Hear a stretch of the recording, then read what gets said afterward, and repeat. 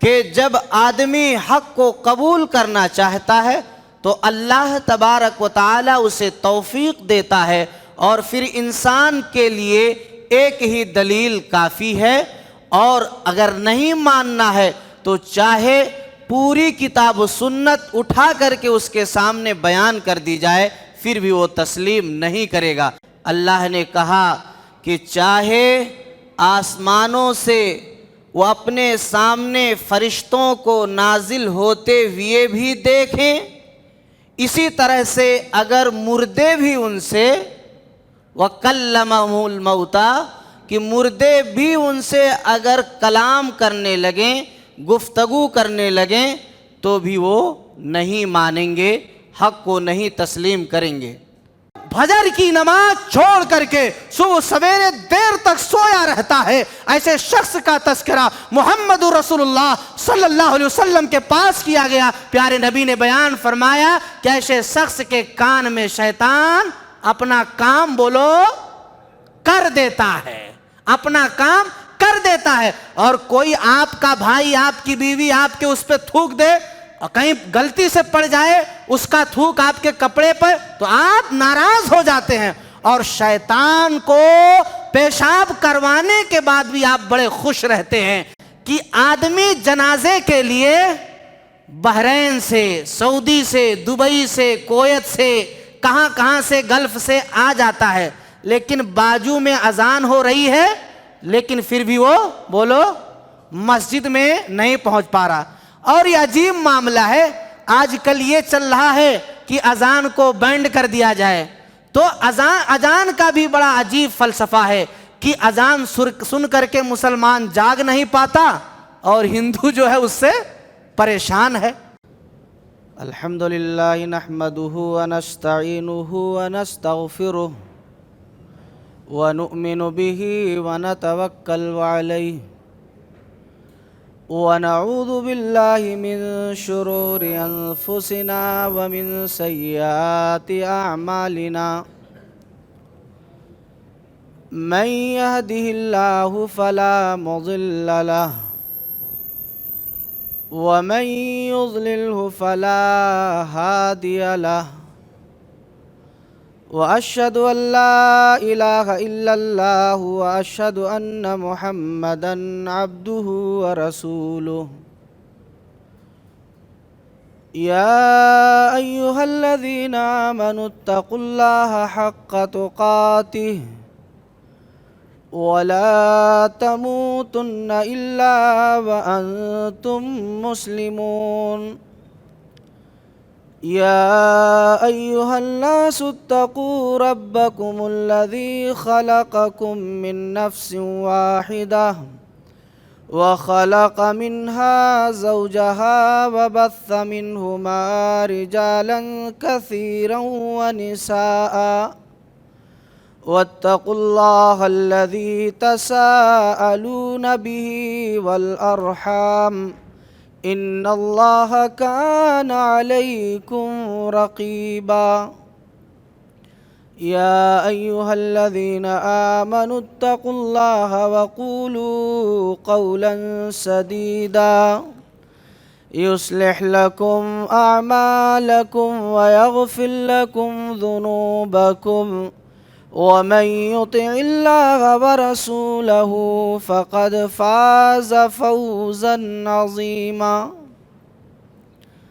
أما بعد فإن خير الحديث كتاب الله وخير الهدي هدي محمد صلى الله عليه وسلم وشر الأمور محدثاتها وكل محدثة بدعة وكل بدعة ضلالة وكل ضلالة في النار أعوذ بالله من الشيطان الرجيم بسم الله الرحمن الرحيم ولو أننا نزلنا إليهم الملائكة وكلمهم الموتى وحشرنا عليهم كل شيء قبلا ما كانوا ليؤمنوا إلا أن يشاء الله ولكن أكثرهم يجهلون سبحانك لا علم لنا إلا ما علمتنا إنك أنت العليم الحكيم اللهم انفعني بما علمتني وعلمني ما ينفعني وزدني علما۔ حاضرین مجلس، اسلامی بھائیوں، پردہ نشین ماں اور بہنوں، قیام اللیل میں پڑھے گئے 8ویں پارے کی منتخب آیات کی مختصر تفسیر اللہ کی توفیق سے اس دعا کے ساتھ کہ اللہ ہمیں صحیح کہنے اور ہم سب کو کتاب و سنت کی پوری باتوں پر عمل کی توفیق عطا فرمائے، آمین۔ آپ احباب کی ہمت اور جذبے کو دیکھتے ہوئے اللہ تعالیٰ سے یہ دعا کرتا ہوں کہ اللہ رب العالمین ہم سب کی ساری عبادتوں کو قبول فرما کر جنت الفردوس میں اعلیٰ مقام عطا فرمائے، آمین۔ بات یہاں سے شروع کرتے ہیں کہ جب کبھی کوئی انسان، کوئی بھی شخص یہ فیصلہ کر لے کہ مجھے حق بات کو تسلیم ہی نہیں کرنا ہے، ماننا ہی نہیں ہے، تو بتائیے اسے کوئی بات کو منوا سکتا ہے؟ ہاں بھائی، اگر آپ یہ ٹھان کے بیٹھ لیں کہ ہمیں سننا ہی نہیں ہے تو ظاہر سی بات ہے کوئی بھی آ جائے، کیسا بھی آپ کو سنائے، آپ نہیں سن سکتے۔ لیکن جب آپ کے دلوں کے اندر جذبہ، ولولہ اور حوصلہ ہوگا حق کی معرفت کا، حق کی تلاش کا، تو کوئی بھی ہو اگر وہ حق بات کو بیان کر رہا ہے تو یقیناً آپ تسلیم کر لیں گے۔ یہ انسانی ذہن کا ایک بہت بڑا فلسفہ ہے۔ تو جب انسانی ذہن کے اندر یہ بات بیٹھ جائے کہ ہمیں ماننا ہی نہیں ہے، اللہ تعالیٰ نے اس پارے کی شروعات ہی میں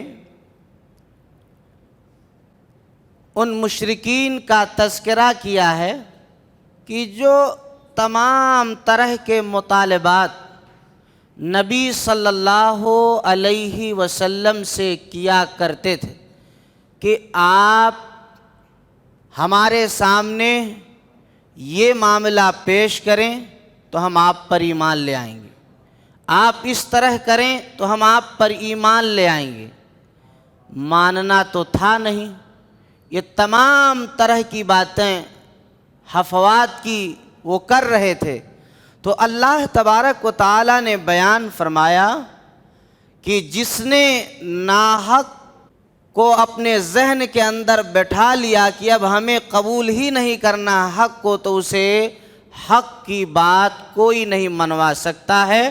اللہ نے کہا کہ چاہے آسمانوں سے وہ اپنے سامنے فرشتوں کو نازل ہوتے ہوئے بھی دیکھیں، اسی طرح سے اگر مردے بھی ان سے وَكَلَّمَهُ الْمَوْتَى کہ مردے بھی ان سے اگر کلام کرنے لگیں، گفتگو کرنے لگیں، تو بھی وہ نہیں مانیں گے، حق کو نہیں تسلیم کریں گے۔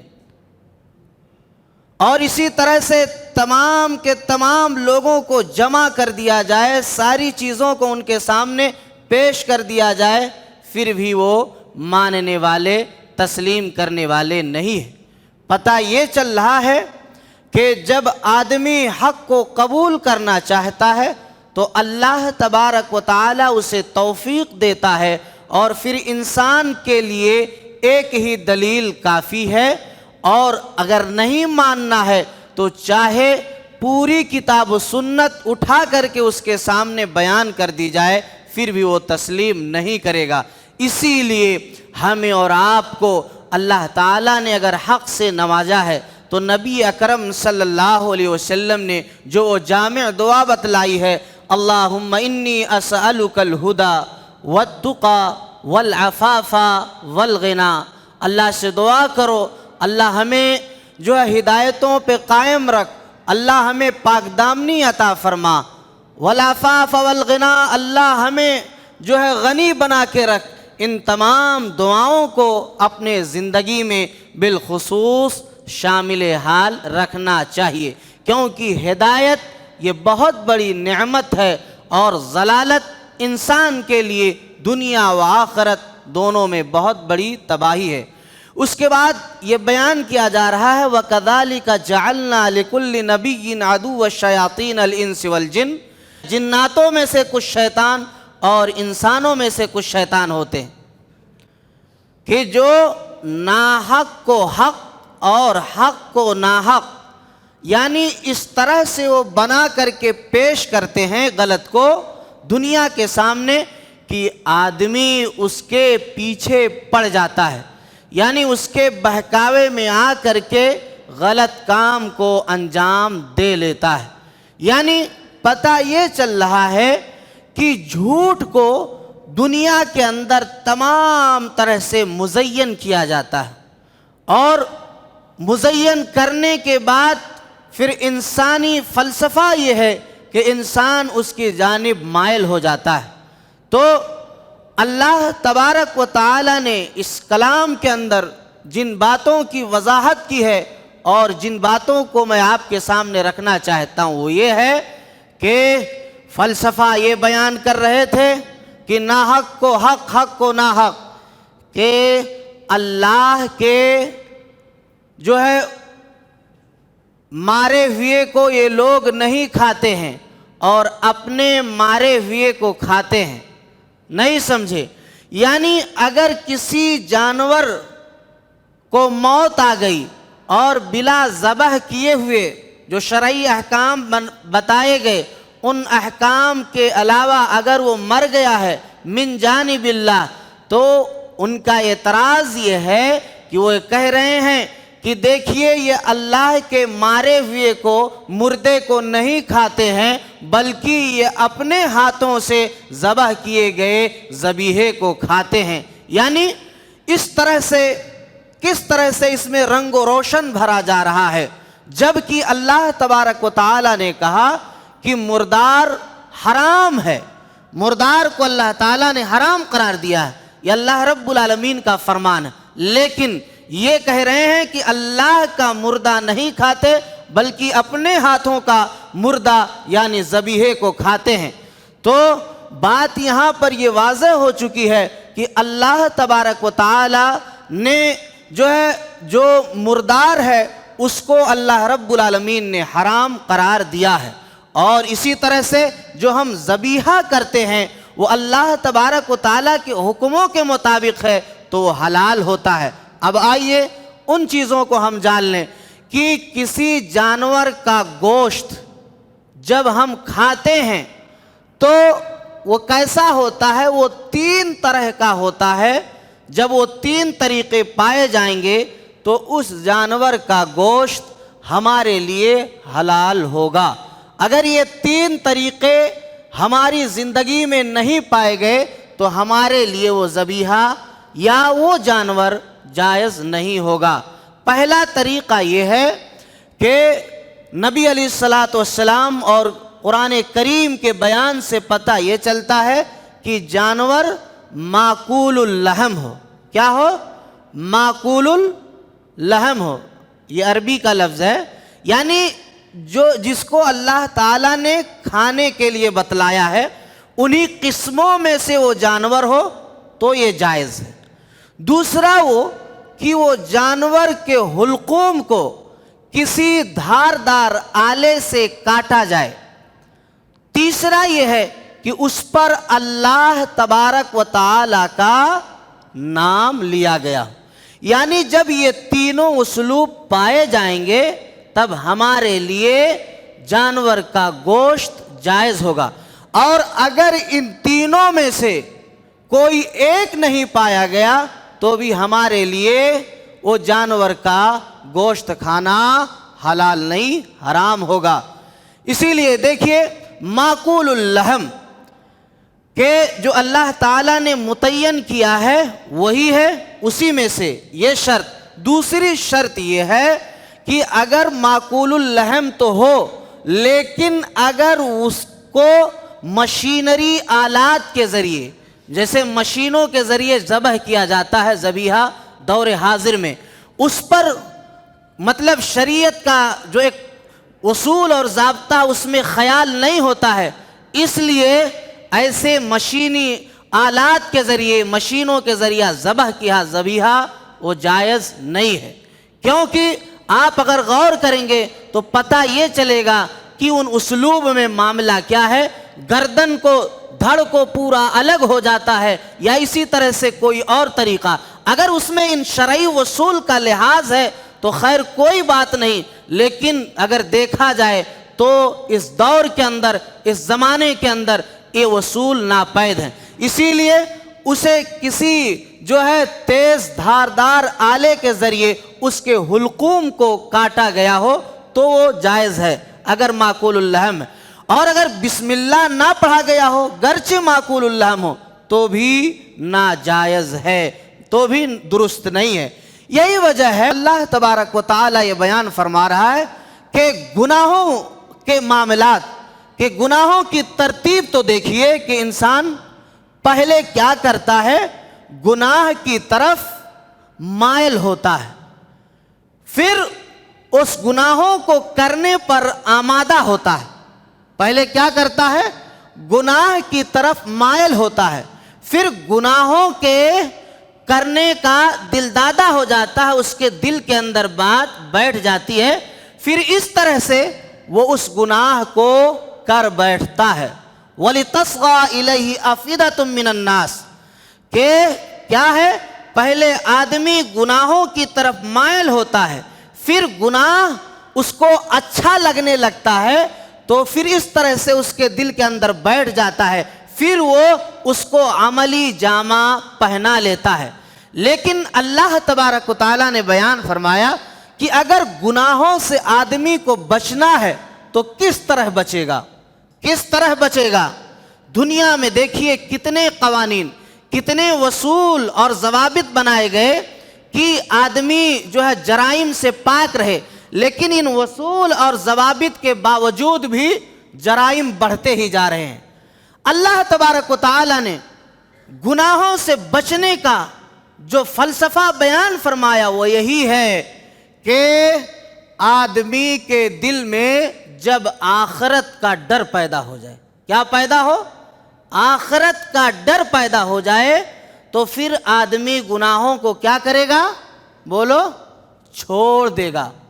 یعنی گناہوں سے بچنے کا راستہ بیان کیا گیا کہ جب انسانی ذہن کے اندر، انسانی زندگی کے اندر گناہ سے بچنے کا طریقہ یہی بتایا گیا کہ آدمی کے دل کے اندر ایمان، اللہ تبارک و تعالی نے جو آخرت کے بارے میں کہا وہ آخرت کا ڈر اور خوف لاحق ہو جائے تو پھر انسان تمام غلط کاموں سے کیا ہے، بچنے لگے گا، پرہیز کرنے لگے گا۔ یعنی گناہوں سے بچنے کا ایک ہی راستہ جو یہاں پر ذکر کیا گیا کہ آخرت کا خوف اس کے دل کے اندر ہو کہ ہم اللہ تبارک و تعالیٰ کے سامنے حاضر ہوں گے اور اللہ رب العالمین کے ہمیں جواب دینا ہے۔ اس کے بعد یہ بیان کیا گیا، اللہ رب العالمین نے کہا وَتَمَّتْ كَلِمَةُ رَبِّكَ صِدْقًا وَعَدْلًا لَا مُبَدِّلَ لِكَلِمَاتِهِ کہ اللہ نے اپنے کلام کے تعلق سے یہ بیان فرمایا 3 چیزیں، ایک صدق ہے، دوسرا عدل ہے، تیسرا لا مبدل لکلماتی۔ صدق کا مطلب یہ ہے کہ قرآن کریم میں جو بھی باتیں، واقعات، قصص اور جو بھی نظائر بیان کیے گئے ہیں وہ سب کے سب کیسے ہیں؟ کیسے ہیں؟ ہاں، سچے ہیں، صحیح ہیں۔ کیا؟ سچے ہیں، صحیح ہیں۔ یہ قرآن کریم کے وصف ہیں۔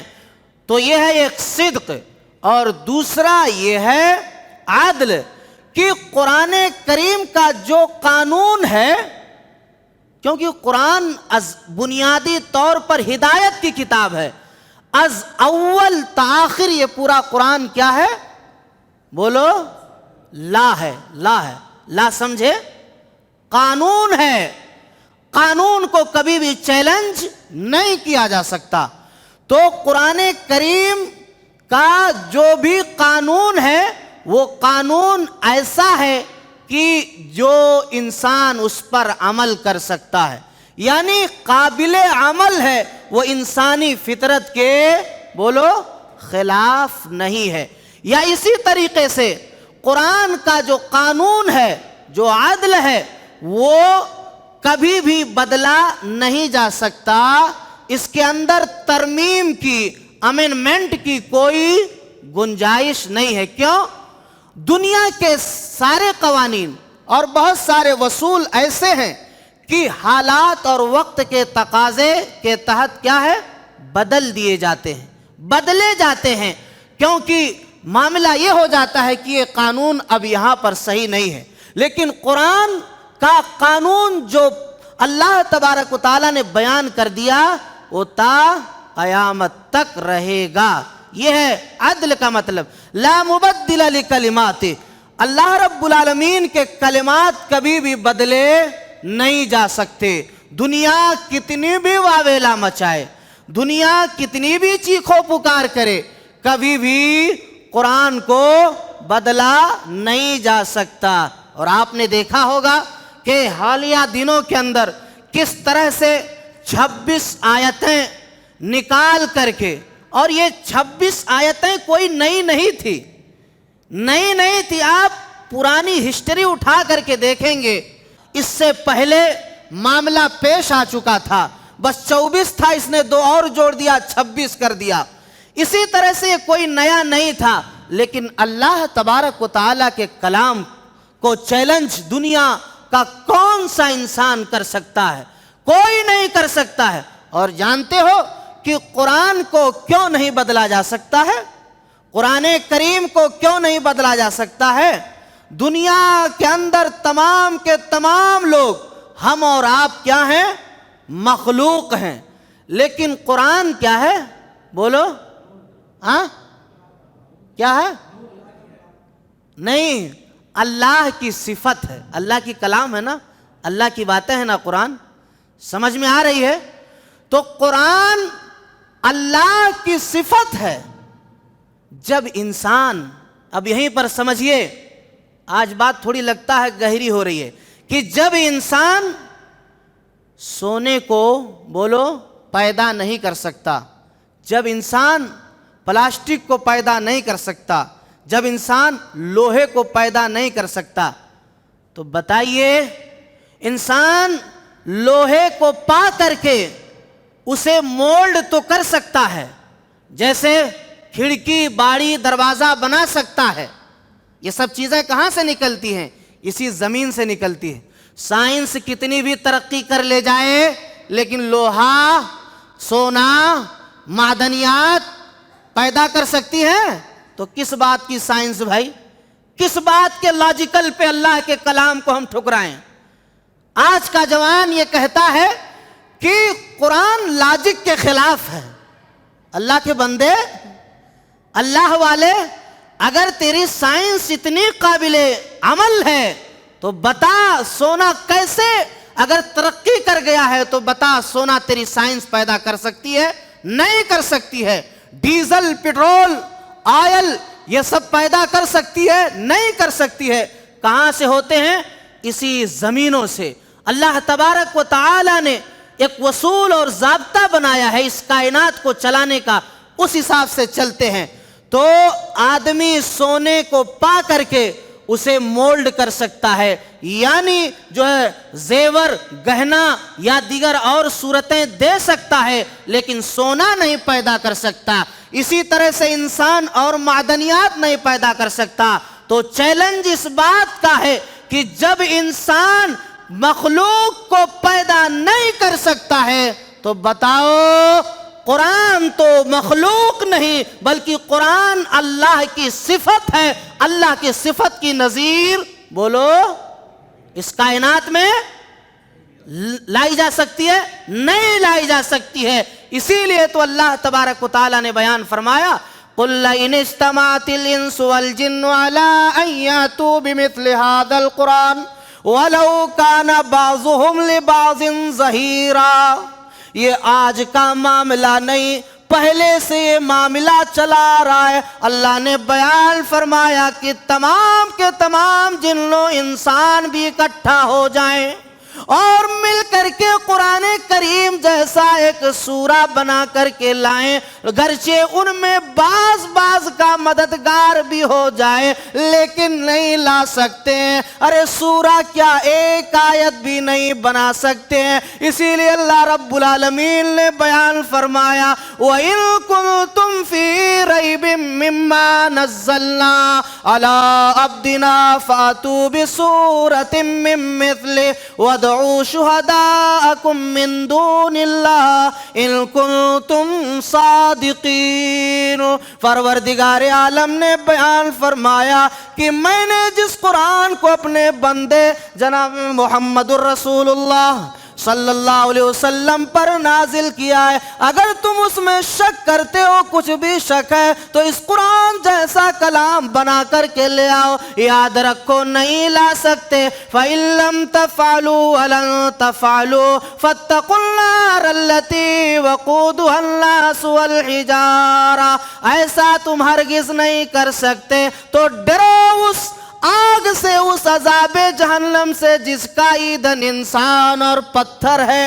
تو آدمی کو ان تمام جرأتوں کو کرنے سے پہلے بارہا سوچنا چاہیے۔ اسی لیے اللہ کا کلام نہ بدلا ہے نہ بدلے گا، ہے قول محمد قول خدا، فرمان نہ بدلا جائے گا۔ ہے قول محمد قول خدا، فرمان نہ بدلا جائے گا۔ بدلے گا زمانہ لاکھ مگر قرآن نہ بدلا جائے گا۔ اللہ نے بیان فرما دیا لا مبدل لکلماتی، میرے کلام کی صفت یہ ہے لا یأتیہ الباطل من بین یدیہ ولا من خلفہ تنزیل من حکیم حمید۔ اللہ رب العالمین نے بیان فرمایا اس قرآن کو نہ آگے سے نہ بائیں سے نہ دائیں سے نہ پیچھے سے کسی بھی طرح سے اس میں کسی بھی قسم کی کوئی گنجائش نہیں ہے۔ یہ اللہ رب العالمین کا نازل کردہ کلام ہے، یہ ہے اللہ کے کلام کی صفت۔ تو تین صفت یہاں پر بیان کیے گئے۔ اس کے بعد یہ بیان کیا گیا کہ برائیاں دو طرح کی ہوتی ہیں، ایک تو ظاہری، دوسرا باطنی۔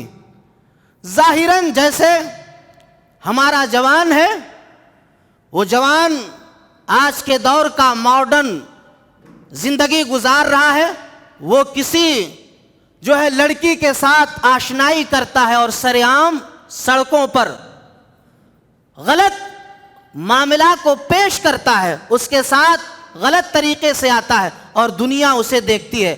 ایسا معاملہ ہے الا ماشاءاللہ، سب نہیں لیکن اکثریت یہی ہے کہ لوگ اپنے کاروبار میں منہمک ہیں، ملوث ہیں، بزی ہیں، اور پھر اولاد کہاں جا رہی ہے کچھ بھی پتہ نہیں۔ پتہ یہ چلتا ہے کہ ہم کام بھی کام ڈگری سے پہلے دوسری ڈگری آ جاتی ہے، سمجھے نہیں سمجھے؟ وہ ڈگری ہونے سے پہلے بس اسٹاف کی ملاقات، ریلوے اسٹیشن کی ملاقات، وہ ڈگری آ جاتی ہے۔ اب باپ گھر والے پریشان، مولوی صاحب معاملہ یہ ہے کہ بیٹے کو یا بیٹی کو پتہ نہیں جنات پکڑ لیا کہ بھوت پکڑ لیا۔ وہ کیا؟ بولے وہ سمجھاؤ تو سمجھتا نہیں۔ اب اندر کی بات نہیں بتا رہے ہیں کیونکہ اس میں وہ ہے، دعا کر دیجئے۔ بتائیے مولوی صاحب کی دعا کام کرے گی؟ وہاں جب دوسرا معاملہ پیش ہے تو کہاں سے ہو سکتا ہے؟ اسی لیے انسانوں، اللہ والو، اللہ سے ڈرو۔ تو میں یہ کہہ رہا تھا کہ ظاہری برائی تو اس طرح سے انسان کھلے عام زنا کرتا ہے، تو یہ ایک ظاہری برائی ہے، اور دوسرے باطنی برائی۔ باطنی برائی کا مطلب یہ ہے کہ جیسے ہم کوئی غلط کام کر رہے ہیں دنیا سے چھپ کر کے، تنے تنہا آڑ میں، تو یہ باطنی برائی کا تذکرہ ہے۔ اس کے بعد ایک تیسری برائی ہے ان الذین یکسبون، کہ بعض لوگ برائیوں کو کماتے ہیں۔ کیا ہے؟ برائیوں کو کماتے ہیں۔ اب جوانوں، باپ دادا کا دور تو گیا، تمہارا دور ہے۔ تمہارا دور کون سا ہے؟ ٹک ٹاک کا۔ کیا ہے؟ ٹک ٹاک کا۔ اب یہ جوان ٹک ٹاک پہ کہیں ایسا ایکٹنگ، کہیں ویسا ایکٹنگ، اور کہیں لڑکی کا فوٹو سیٹ کر کے اور پھر اس پہ گانے چلاتا ہے۔ تو یہ جو سب چلتا ہے نا، یہ سب کیا ہے؟ بولو، صدقے جاریہ ہے کہ سنت جاریہ ہے؟ ہاں؟ صدقے جاریہ ہے کہ سنت جاریہ؟ یہ جو ہے برائی ہے جو جاری رہے گی۔ کب تک؟ جب تک وہ چلے گا، دنیا کے لوگ دیکھیں گے، اور جب آپ مر بھی گئے تو بولو وہ چلے گا نا آپ کا ٹک ٹاک۔ بڑا اچھا لگ رہا تھا، بال کو ادھر سے ادھر بنا کے، چشمہ نہیں تھا، چشمہ بھی فٹ کر دیا شکل صورت کے اعتبار سے کہ اچھا لگے۔ تو وہ جتنی غلط باتیں دنیا میں ترویج ہوتی رہیں گی، دنیا میں زندہ ہیں تو بھی گناہ ملے گا، مرنے کے بعد بھی گناہ جاری رہے گا۔ اس لیے یہی بیان کیا گیا۔ تیسرا گناہ یہ ہے کہ کچھ لوگ ایسا کرتے ہیں کہ جن کی برائیاں جاری رہتی ہیں، وہ کماتے ہیں۔ تو اسی لیے غلط چیزوں سے باز آ جاؤ۔ اگر ٹک ٹاک ہی چلانے کا شوق ہے تو صحیح بات پیش کرو، اللہ اس کے رسول کی باتیں پیش کرو، اچھے پیغامات دنیا کے اندر نشر کرو، تو یہ بات بڑی اچھی رہے گی۔ تو اس طرح سے آپ کے لیے صدقے جاریہ ہوگا، جس طرح سے نبی صلی اللہ علیہ وسلم نے بیان فرمایا، اذا مات الانسان انقطع عنه عمله الا من ثلاث، صدقۃ جاریہ او علم ينتفع به او ولد صالح يدعو له، کہ جب انسان مر جاتا ہے تو تین چیزیں چھوڑ کر کے جاتا ہے۔ پہلی چیز کون ہے؟ بتا سکتے ہیں؟ ہاں ہاں بتائیے، کچھ بھی بتائیے جو جانتے ہیں۔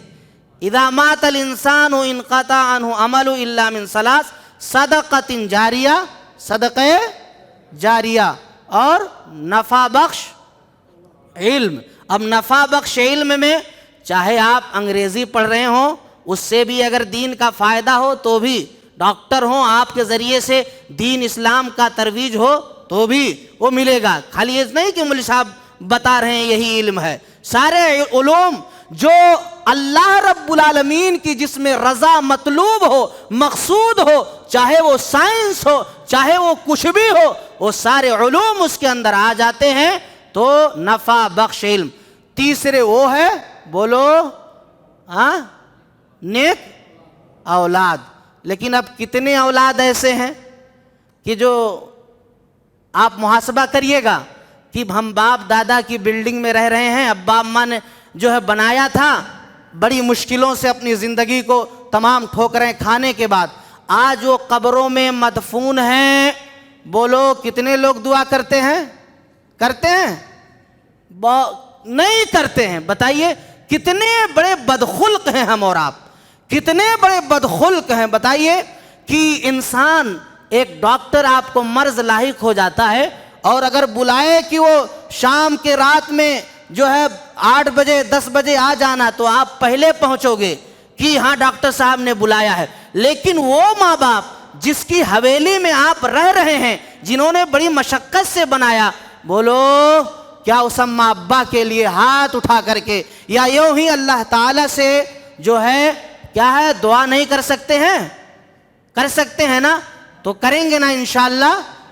کریے کریے کریے کریے۔ اچھا، مرے ہوئے ماں باپ جانتے ہو لوگوں کو کتنے سال بھر میں کتنی مرتبہ یاد آتے ہیں؟ بتا سکتا ہے کوئی؟ ہاں، جو ماں باپ مر چکے ہیں وہ زندگی میں سال بھر میں کتنی مرتبہ یاد آتے ہیں؟ ایک کے بار۔ وہ کون سا بار ہے؟ ہاں، قربانی۔ ہاں، جیسے قربانی آئے گا، مولوی صاحب ابا کے نام سے قربانی کر سکتے کہ نہیں؟ اماں کے نام سے قربانی کر سکتے نہیں؟ ہاں، میری اماں بہت زمانہ ہو گیا انتقال کر گئی۔ یعنی وہ سال بھر کے رمضان کا مرحلہ یا ایسے زندگی کے اور مرحلے، یہ سب کچھ ہم کو یاد نہیں آتے، بس اسی میں جہاں اختلاف وہیں مسائل کا درپیش ہے۔ اگر آپ کرنا چاہتے ہیں تو حدیثوں کی روشنی میں کر سکتے ہیں، جو علماء نے حدیثوں سے استنباط کر کے بیان کیا کہ اس کے گوشت کو کھایا نہ جائے بلکہ پورے کے پورے تقسیم کر دیا جائے، لیکن کہنے کا مقصد یہ ہے کہ اسی وقت نہیں بلکہ زندگی کے ہر سانس میں، زندگی کے ہر لمحات میں اس والدین کا، اس ماں باپ کے لیے دعائیں کرنی ہوگی، کیونکہ اللہ تبارک و تعالی نے بیان فرمایا کہ جنت کے اندر درجات جب بلند ہوں گے تو جنتی پوچھیں گے پروردگارا یہ میرے درجات کیوں بلند ہوئے؟ تو سورہ طور پڑھو گے 27واں پارہ، اس کے اندر تفصیلاً ذکر ہے کہ جو ہے اللہ رب العالمین کہے گا کہ دنیا کے اندر تیرے نیک اولاد تھے،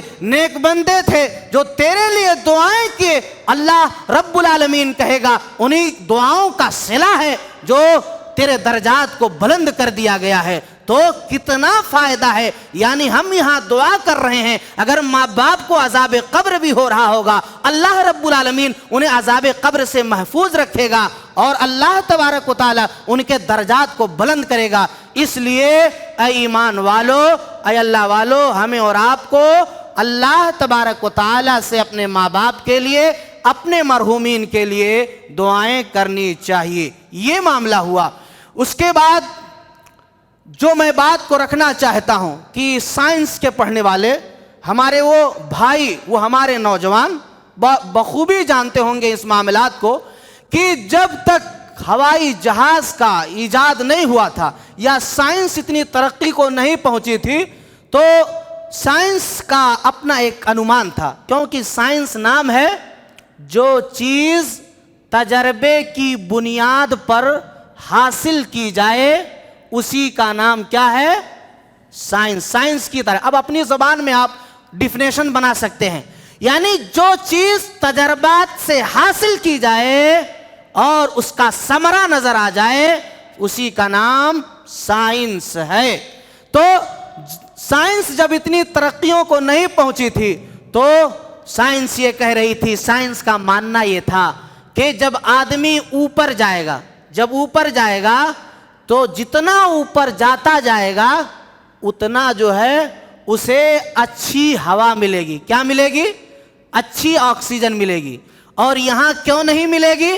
کیونکہ یہاں ہم اور آپ بیٹھے ہوئے ہیں، تو آدمی جو لیتا ہے وہ آکسیجن لیتا ہے اور جو چھوڑتا ہے وہ ہاں دیکھو انگریزی کتنا جانتے ہیں، پھٹ سے بول دیے۔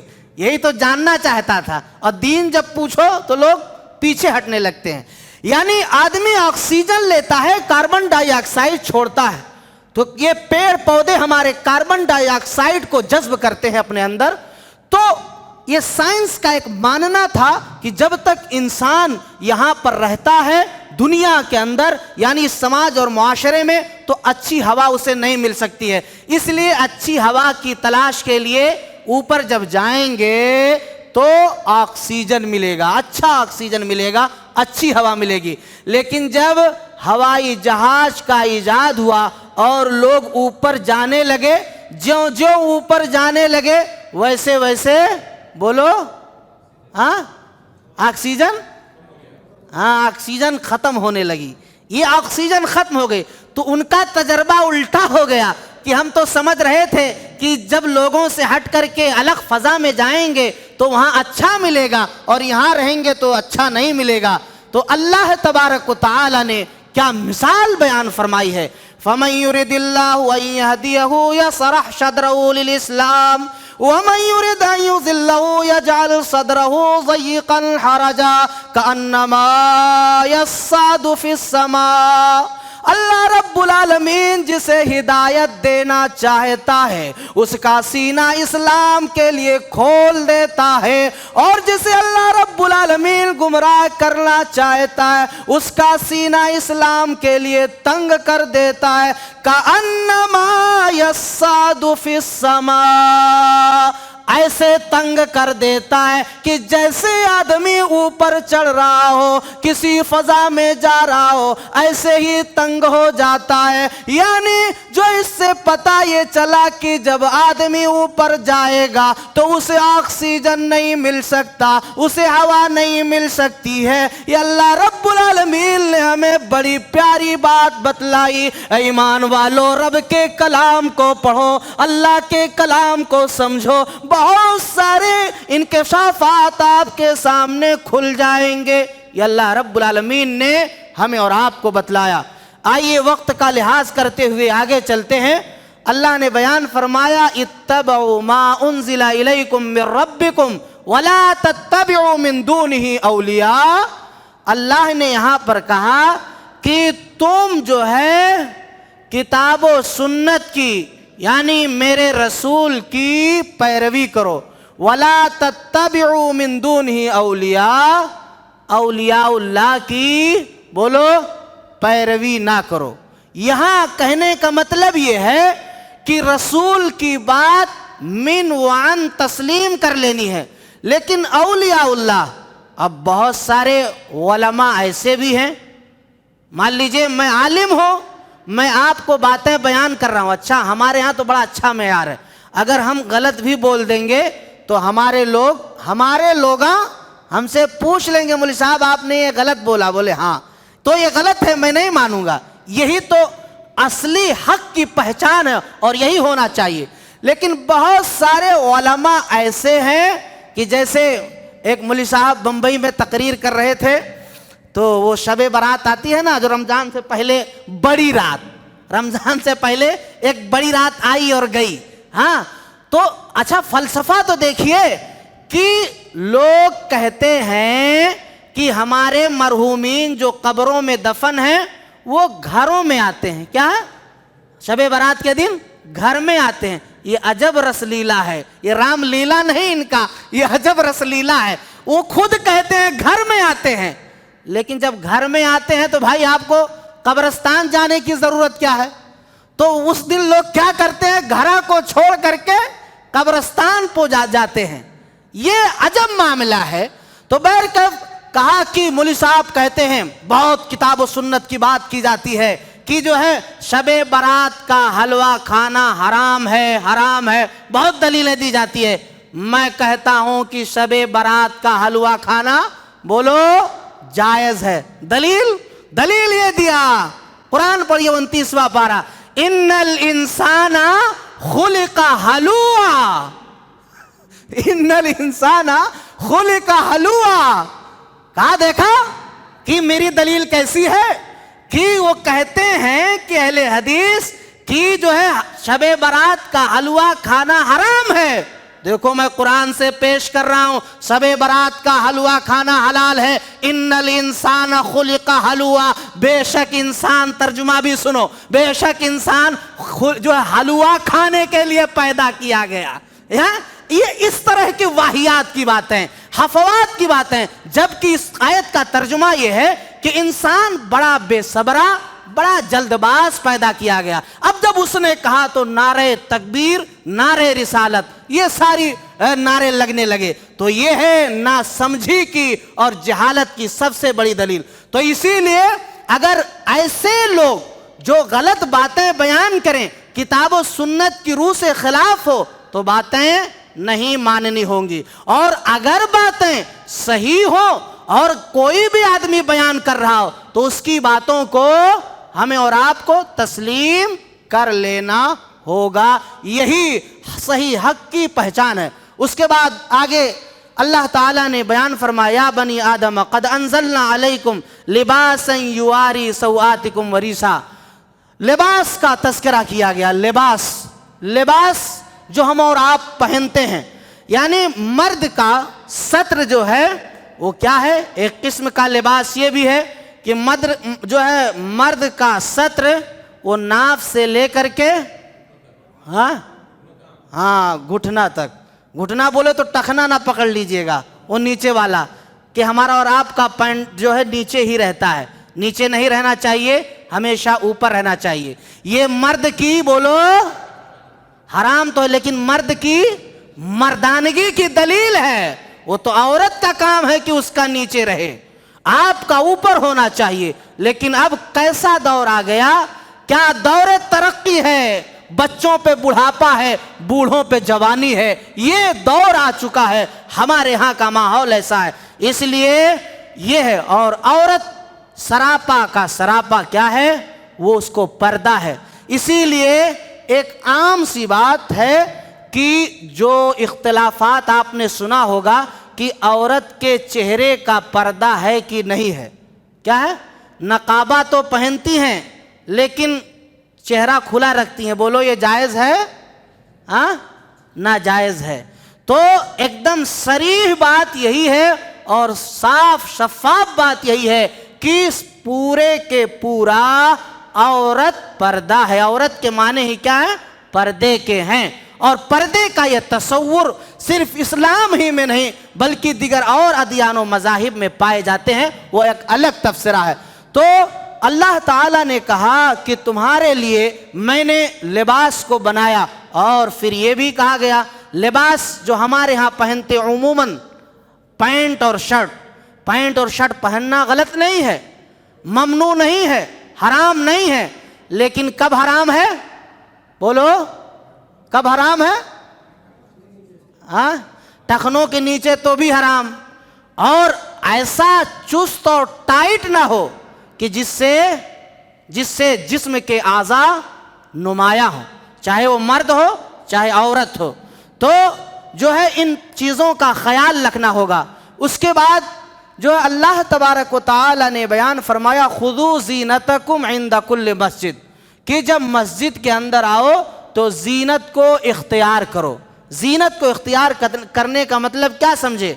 کہ اللہ کے حضور, کیونکہ ان اللہ جمیل یحب الجمال, اللہ خوبصورت ہے, رب کریم خوبصورتی کو پسند فرماتا ہے.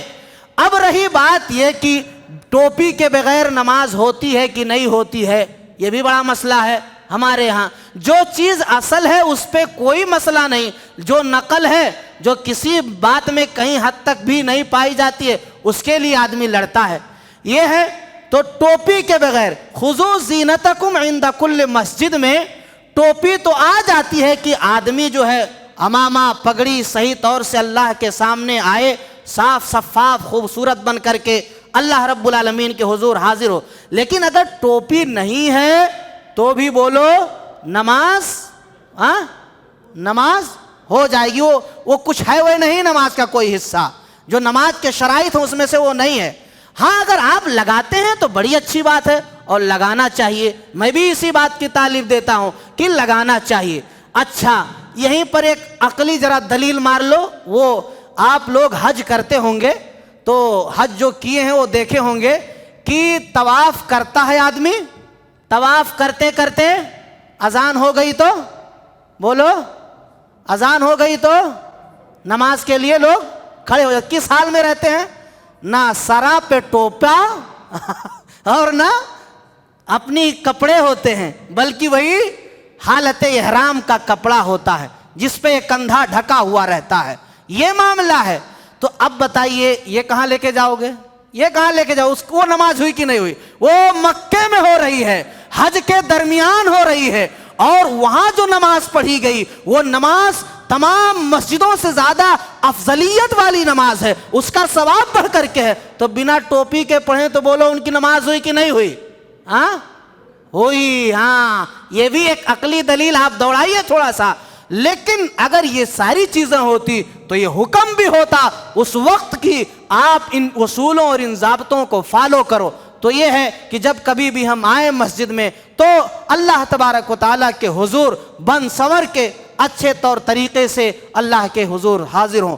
उसके बाद हजरत आदम अलैहिस्सलाम, दुनिया में देखिए, बस एक बात, दुनिया में देखिए कि जब आदमी जो है, फराडी जानते हो, फराडी, कुरान से सीखिए, सब मिलेगा आपको, कि जब आदमी आपके साथ धोखा करना चाहता है तो देखिए मार्केट में आप होंगे तो तिजारत में कैसे कैसे लोगों से आपका सामना होता है, या ऐसे ही आप कहीं कोई काम करते हैं तो कैसे कैसे लोग मिलते हैं। तो जो आदमी झूठा होता है, मक्कार होता है, वो क्या करता है, आपका बहुत बड़ा खैरख्वाह बनने की, बोलो, खैरख्वाह बनने की कोशिश करता है कि नहीं? भाई मैं आप ही के लिए कह रहा हूं, अगर आप करेंगे ये बिजनेस तो ठीक है, मेरी क्या पड़ी है, आपके बाल बच्चे जो है रोजी रोटी से जुड़ जाएंगे, आपके घर की रोजी चलेगी, रोटी चलेगी। ये तमाम बड़े अच्छे अच्छे, खूब अच्छे अच्छे ऐसा दे देता है कि आपके यहाँ के हरीस से भी ज्यादा लजीज हो जाती है। उसके बाद आदमी चंगुल में आ गया। अब वो जब लपेटा में ले लेता है तो फिर जब फंस गए आप तो ऐसा कचोका लगाता है, फिर इंसान ऐसा नाले में गिरता है कि फिर उसे उठते हुए नहीं बनता है। यही मामला तो शैतान ने किया था, किसके साथ, बोलो, हजरत आदम अलैहिस्सलाम और हव्वा के साथ किया था। क्या किया था? फवस्वस लहुम शैतान, कि आया और कहा कि देखो, अच्छा यहां देखिए, फवस्वस लहुम शैतान, दोनों के अंदर यानी अम्मा हव्वा और आदम के दोनों में वसवसा पैदा किया। अच्छा, अब ईसाई क्या कहते हैं, ईसाइयों की तरदीद, ईसाइयों के बड़े बड़े पादरी जैसे सेंट चेरूम, सेंट बर्नार्ड, ये वो कहते हैं कि ये औरत फितरी तौर पर मुजरिम है। क्यों मुजरिम है? दलील क्या देते हैं मुजरिम क्यों है? कि इसी ने आदम अलैहिस्सलाम को जन्नत से, बोलो, निकलवाया था। ये उनकी दलील है।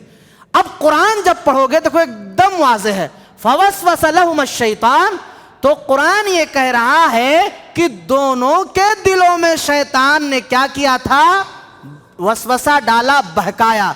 तो अम्मा हव्वा कसूरवार नहीं है जन्नत से निकलवाने की। कौन है, बोलो, शैतान है। तो जो है डाला और कहा गया। अल्लाह ने कहा था वला तक़रबा हाज़िहि शजरता फतकूना मिनज़ ज़ालिमीन, अरे सब कुछ करना, खाना पीना, लेकिन देखना इस दरख्त के करीब ना जाना। चुनांचे शैतान गया और कहा कि देखिए ये बड़ा अच्छा है। आदम अलैहिस्सलाम ने कहा, अरे अल्लाह ने मना किया। कहा भाई देखो मामला ये है, वक़ासमहुमा इन्नी लकुमा, कसम खा खा करके कहने लगा, देखो ये बड़ा अच्छा, तुम्हें क्या मालूम, तुम्हें कुछ नहीं पता है, तुम आज आए हो, मैं बहुत पहले से जानता हूं ये फल बड़ा अच्छा है। अब खूब चिकनी चपड़ी बातें करके और कसमें खा खा करके और फिर उसके बाद ले गया, पहुंचा दिया। उसके बाद जब खा लिए शजरे ममनुआ को तो अल्लाह तबारक व तआला ने क्या किया, आदम व हव्वा को जन्नत से बाहर फेंक दिया, अल्लाह ने निकाल दिया और अल्लाह ने बरहना कर दिया। तो फिर अपने जिस्मों को पत्तों से ढकने लगे, जो कुरान करीम ने बयान फरमाया है। ये मामला था, यानी इस तरह अल्लाह रब्बुल आलमीन के बंदों को शैतान ने गुमराह किया और हजरत आदम अलैहिस्सलाम और हव्वा को जन्नत से निकलवाया। तो बोलो, जो शैतान हमारे बाप का, बोलो, दुश्मन हो, हमारी माँ का दुश्मन हो, बोलो हमारा दोस्त हो सकता है? तो काहे की इतनी वफादारी, इतनी वफादारी क्यों कि जो है हम उसके बहकावे में आकर के गलत काम करें। हम रमज़ान में इबादतें करें, गैर रमज़ान में मस्जिदें खाली हो जाएं, صرف 8 کاٹ 360 سمجھ رہے ہیں؟ 8 کاٹ 360 سمجھ رہے ہیں؟ 8 جمعہ اور کھاٹ والی وہ کون سی؟ جنازے کی۔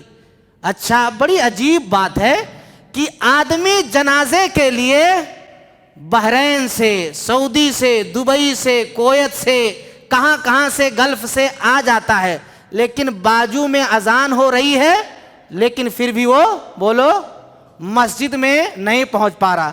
اور یہ عجیب معاملہ ہے، آج کل یہ چل رہا ہے کہ اذان کو بینڈ کر دیا جائے، تو اذان کا بھی بڑا عجیب فلسفہ ہے کہ اذان سن کر کے مسلمان جاگ نہیں پاتا اور ہندو جو ہے اس سے پریشان ہے، یہ معاملہ ہے۔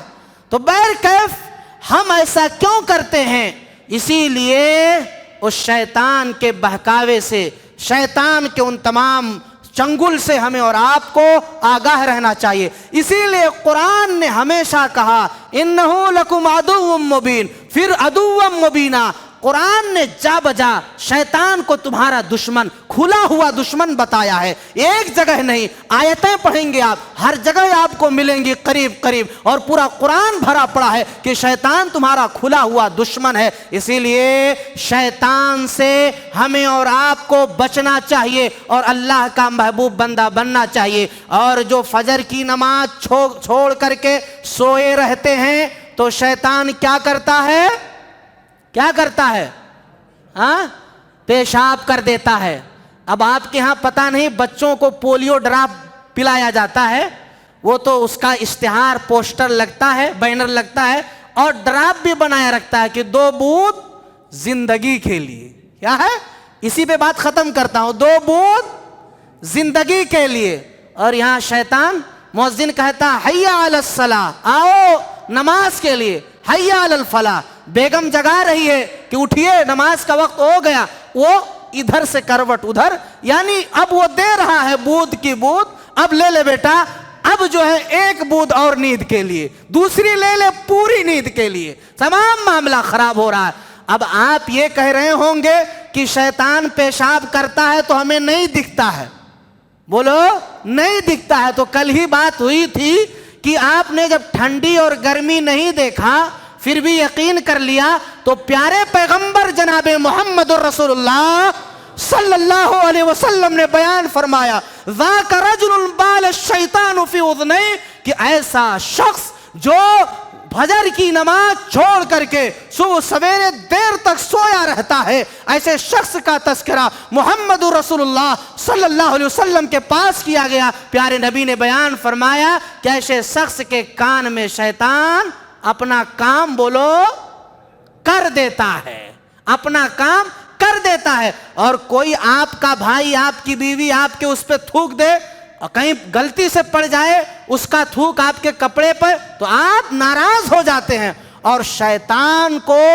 پیشاب کروانے کے بعد بھی آپ بڑے خوش رہتے ہیں۔ اسی لیے اے لوگو، ان تمام غلط چیزوں کو چھوڑو اور آؤ اللہ تبارک و تعالیٰ کی طرف۔ یہ دنیا میں بھی کامیابی اور آخرت میں بھی کامیابی ملے گی۔ بہت ساری باتیں تھیں، انہی باتوں پر بات کو ختم کرتے ہیں۔ اللہ رب العالمین اگر ہمارے کہنے میں کوئی کمی اور کوتاہی ہوئی، اللہ ہماری کمیوں کو معاف فرما۔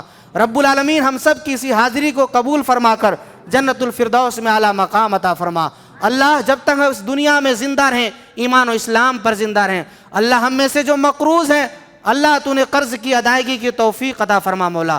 اے اللہ ہم روزی روٹی کے معاملے میں پریشان حال ہیں، اللہ تو ہمارے ہر جائز ناہیوں کو تو پورا فرما دے مولا۔ اے پاک پروردگار عالم، ہم میں سے جو بیمار ہیں، اے اللہ تو نے شفائے کاملہ عاجلہ عطا فرما مولا۔